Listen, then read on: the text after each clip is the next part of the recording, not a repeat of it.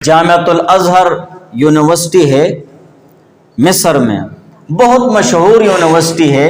Europe کے اسپتال میں انہوں نے ڈاکٹروں نے ایک ایسی چال چلی کہ دو عورتیں آئیں اور دونوں حمل سے تھیں اور دونوں کا بچہ پیدا ہونے والا تھا۔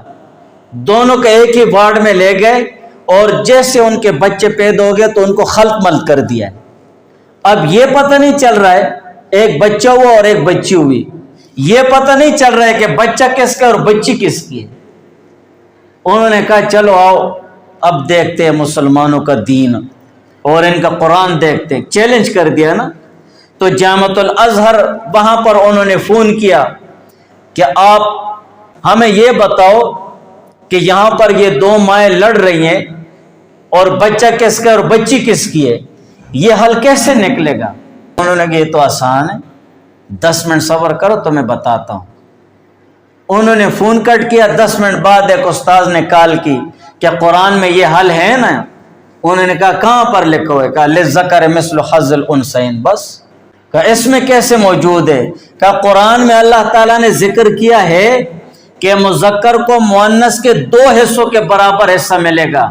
آپ اس طرح کریں، جب اللہ تعالیٰ نے مرد کو 2 حصے دیے ہیں اور عورت کو 1 حصہ دیا ہے تو یہ قیامت تک ہر ایک چیز میں اسی طرح جاتا رہے گا۔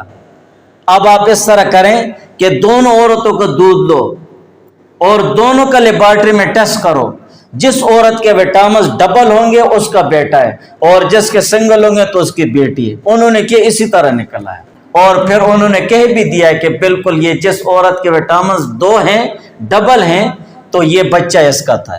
للذکر مثل حظ الانثیین، اللہ تعالیٰ نے مرد کو ایک فوقیت اور طاقت دی ہوئی ہے اور عورت صنف نازک ہے، تو اس کو اس کی حیثیت سے وہ اللہ تعالیٰ نے اختیار اور طاقت دی ہے اور